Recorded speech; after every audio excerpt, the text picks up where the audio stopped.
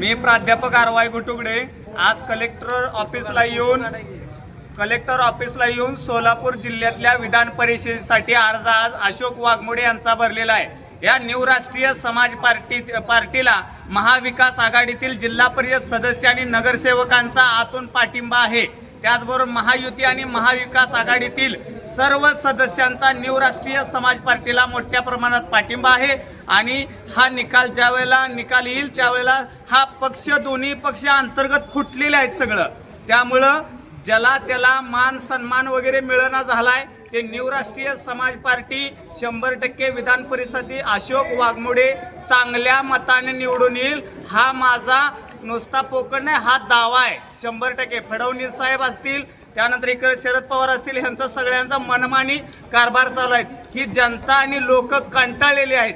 त्यामुळे न्यू राष्ट्रीय समाज पक्षातल्या अशोक वाघमोडे या माणसाला सर्व जिल्हा परिषद सदस्य आणि नगरसेवक चांगल्या मताधिक्याने विजय करणार आहेत। धन्यवाद।